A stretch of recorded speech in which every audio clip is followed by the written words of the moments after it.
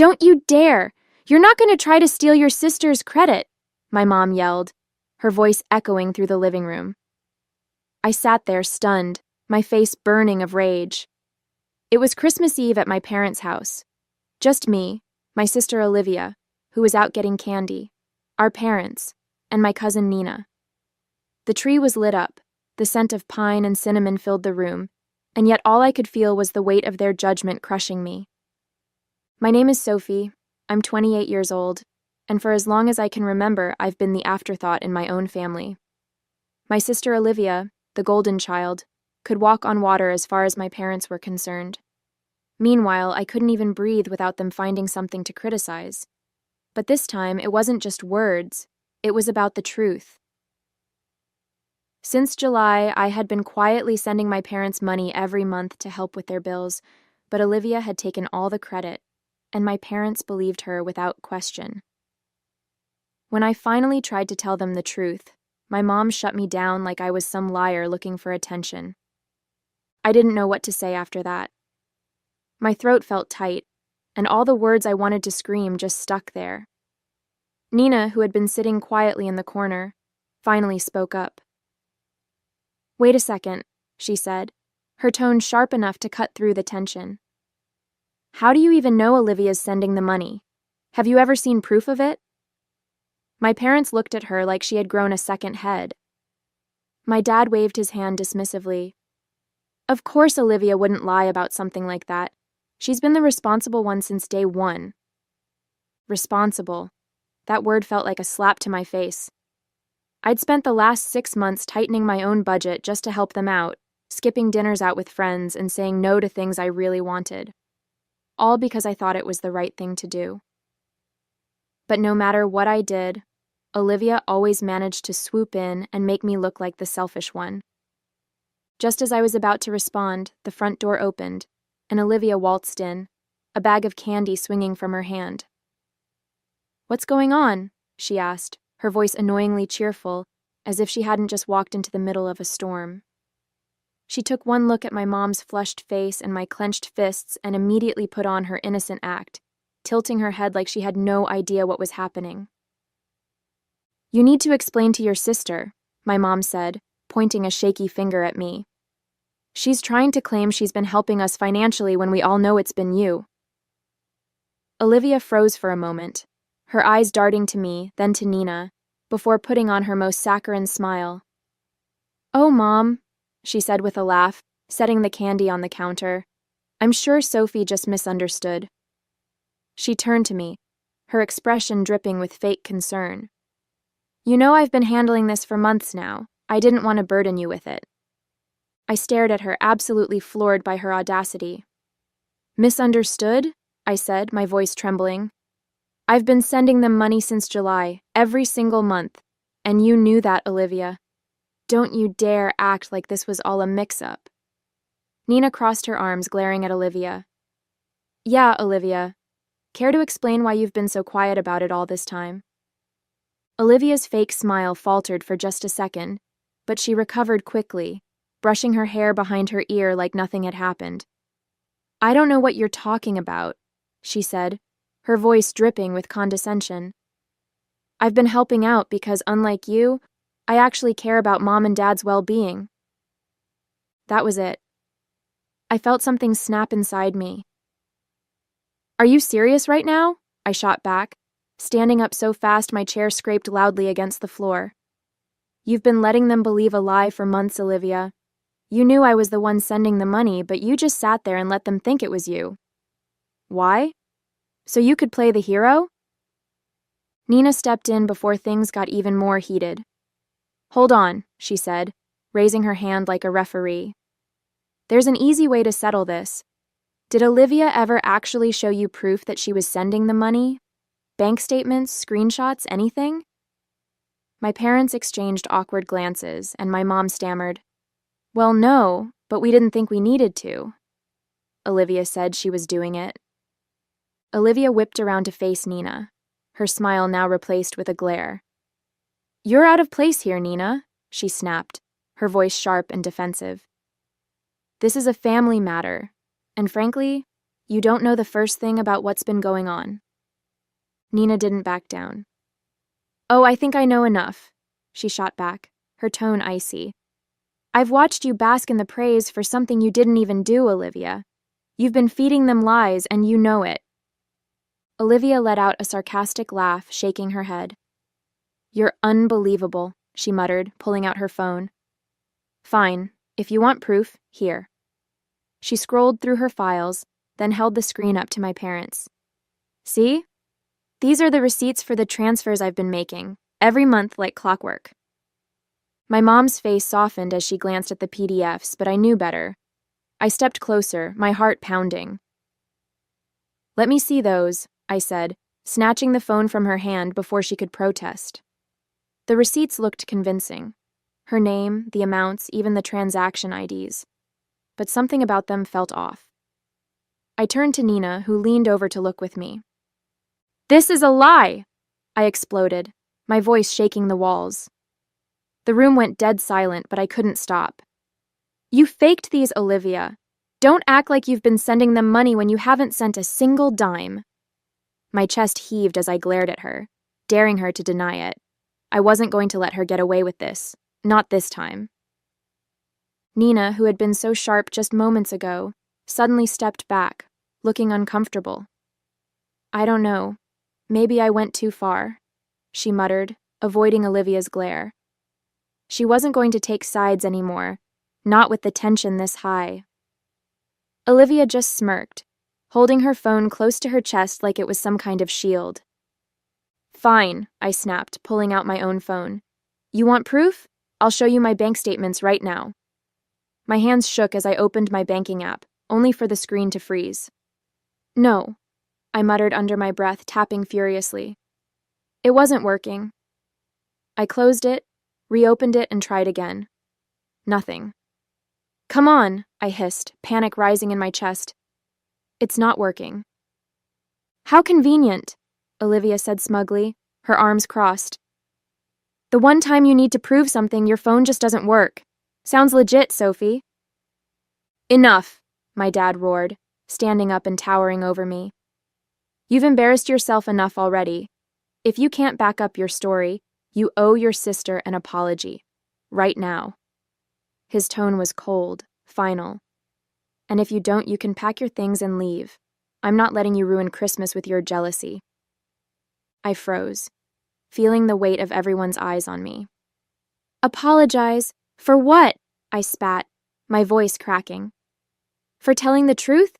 For being tired of living in her shadow? My dad just pointed to the door. You have 5 minutes to decide. I didn't wait. I grabbed my coat and walked out into the freezing night, slamming the door behind me. Tears blurred my vision as I made my way to my car. I had never felt so small, so lost. Christmas was supposed to be about family, but all I could feel was how little I belonged in mine. I drove aimlessly through the dark, my tears blurring the Christmas lights strung along the streets. My mind was racing, replaying the confrontation over and over. How could Olivia do this? How could my parents believe her without a second thought? I didn't even realize where I was going until I pulled into the parking lot of a 24-hour coffee shop. The bright lights inside felt oddly out of place against the stillness of the night. I grabbed my phone and slid into a booth, still trembling with anger and humiliation. My banking app stared back at me, useless. Every time I tried to log in, I got the same frustrating message. We're experiencing a major technical issue. All services, including ATMs, are temporarily unavailable. We're working to resolve this as soon as possible. Thank you for your patience. Patience?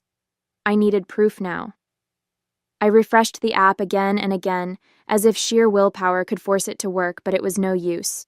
The universe really had it out for me tonight. An hour passed. I was still staring at my phone, empty coffee cups scattered around me, when a message popped up. It was Nina. Hey, are you okay? I've been thinking, and if you need a place to crash, my door's open. I'm not sure what to believe right now, but you've always been honest with me. Let me know. For the first time that night, I let out a shaky breath. Nina believed me, or at least part of her did. She was torn, and I couldn't blame her. Olivia's so-called proof had been convincing enough, and with my app down, I had nothing but my word to fight back.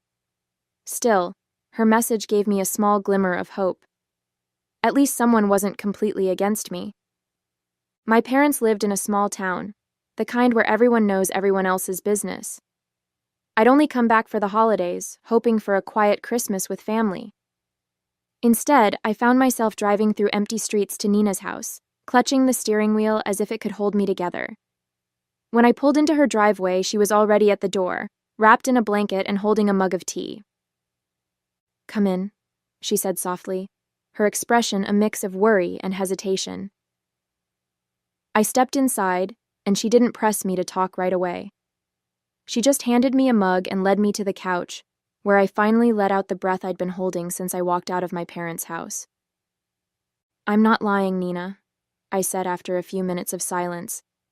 My voice cracked, but I forced myself to keep going. "I swear to you, I've been sending them money every month since July. Olivia knew, and she let them think it was her. Those receipts she showed? They're fake. I know they are." Nina nodded slowly, still unsure.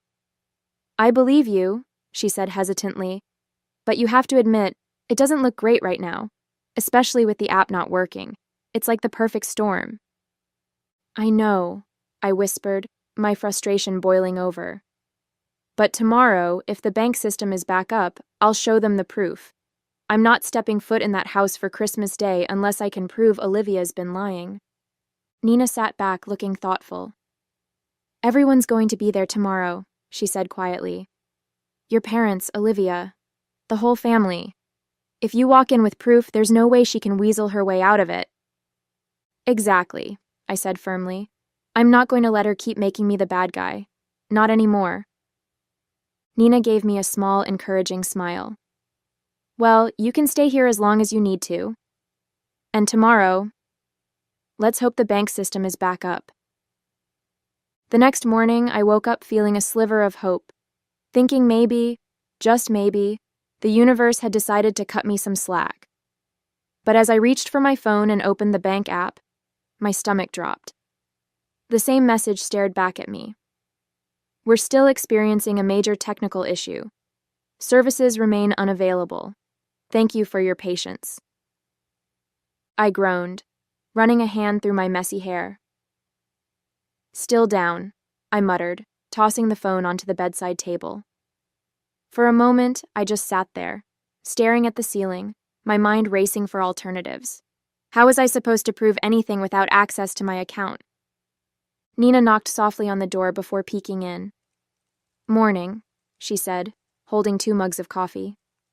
Her face fell when she saw mine. "Still no luck?" I shook my head, taking the mug from her. "Nothing. I don't know what to do, Nina. I can't just walk in there with my word against Olivia's. They'll never believe me." She sat down beside me, tucking her legs under her.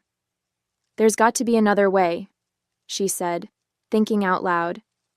"Can you call your bank? Maybe they can verify the transfers over the phone?"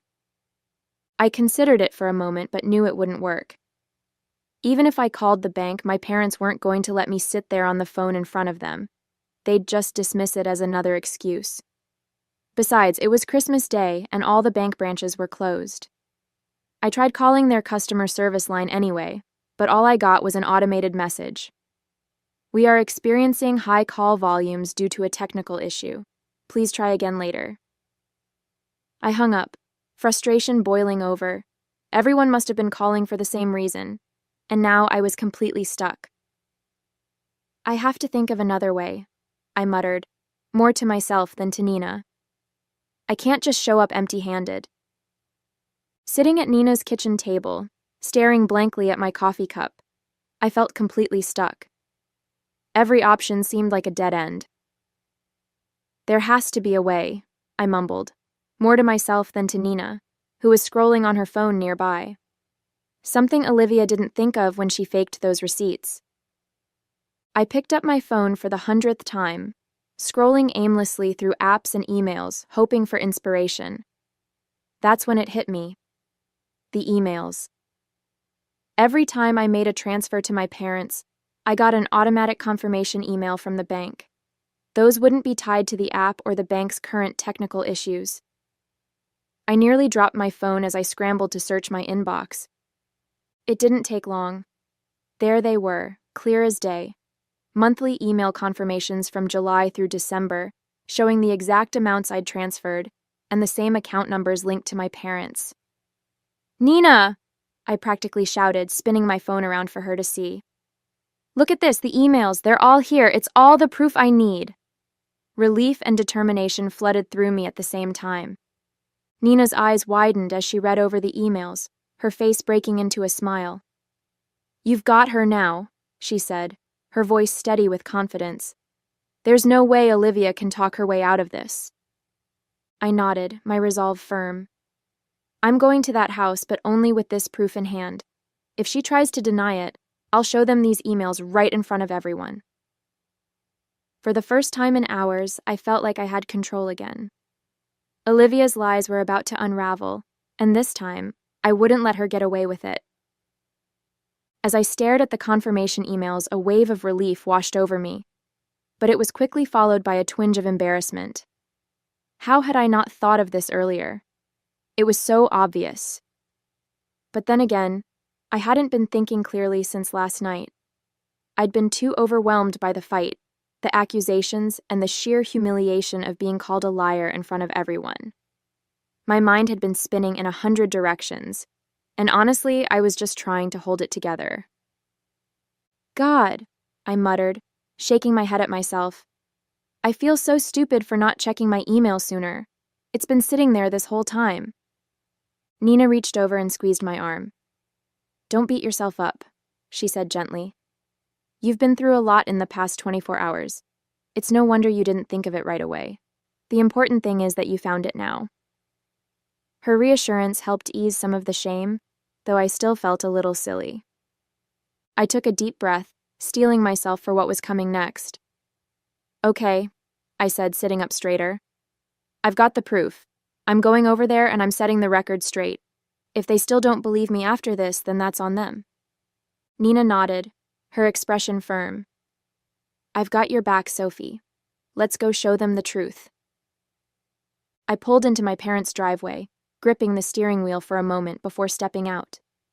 The sight of the house, decorated with twinkling lights and a cheerful wreath on the door, felt like a cruel joke. I wasn't here to celebrate. I was here to expose the truth.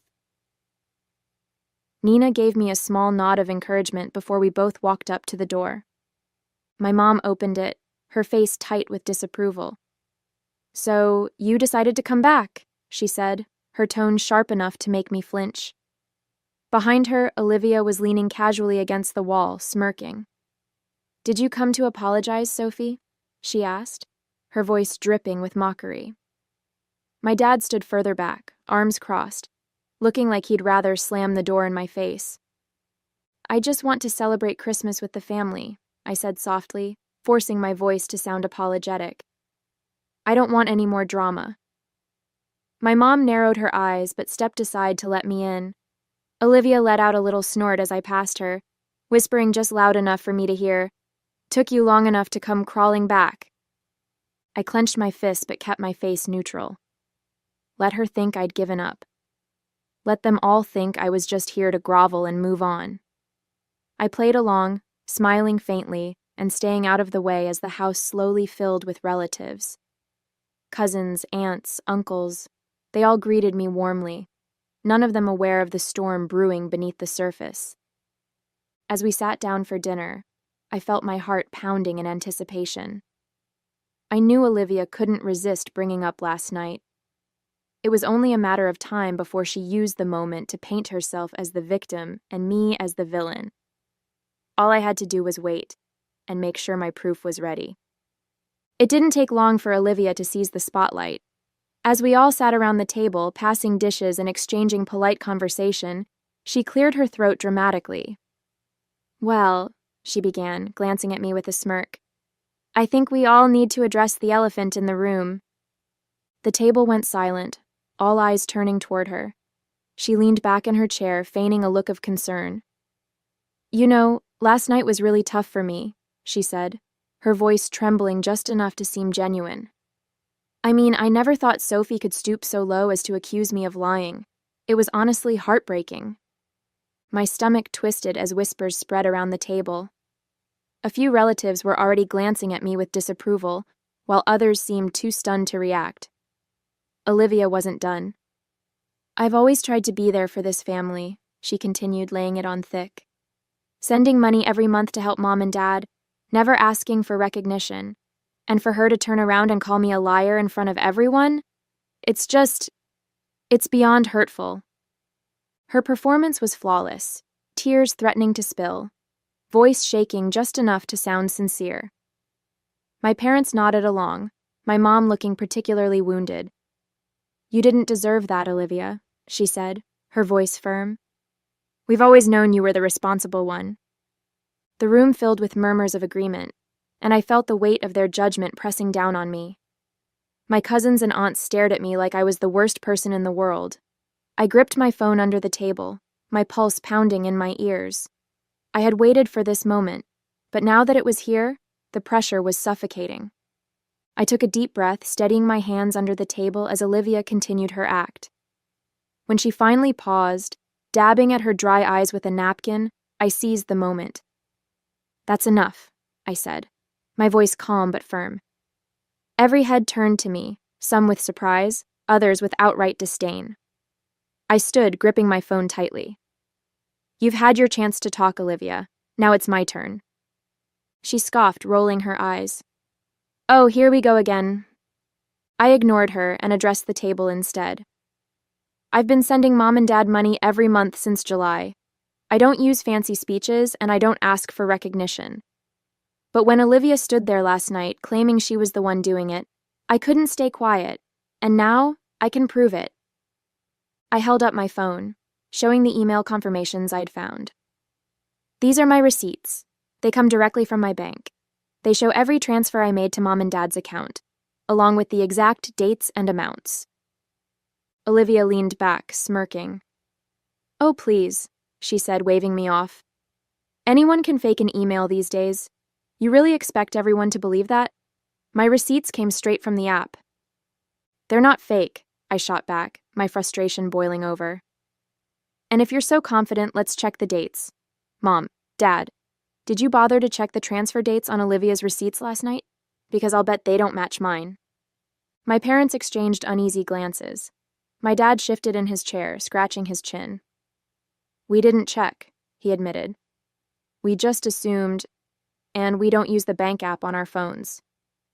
"You just assumed she was telling the truth," I finished for him, my voice sharp.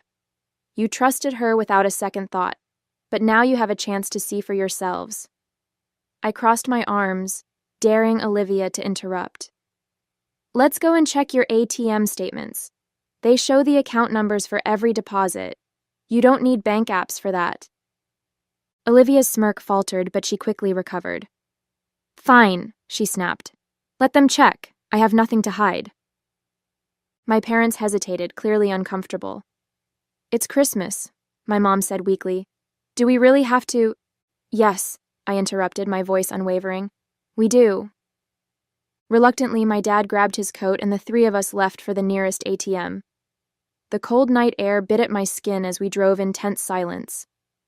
At the ATM, my dad pulled out his card and accessed the transaction history. Slowly, he scrolled through the dates, matching them to the statements on my phone.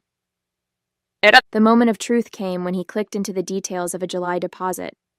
It displayed the bank account number, and it matched mine. He checked August, September. Every single one lined up perfectly with the emails I'd shown them. My mom stared at the screen, her face pale. "It's Sophie's account," she whispered, barely audible. "Every one of these transfers came from Sophie. Olivia actually took the time to fake her statements just in case we would ask one day." When we pulled back into the driveway, the atmosphere in the car was thick with tension. My parents hadn't said a word the entire ride home, their faces a mix of shame and disbelief. As we walked into the house, the murmurs of conversation in the living room came to an abrupt halt. All eyes turned toward us.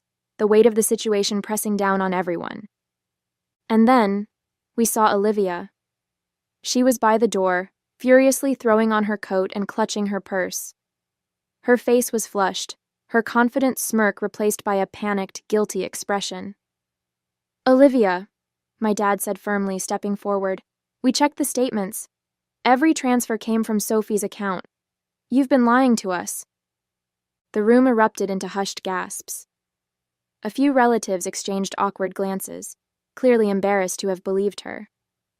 One by one, they started gathering their things, mumbling hurried goodbyes as they shuffled toward the door. Olivia's facade finally cracked. She let out a bitter laugh, tears streaming down her face.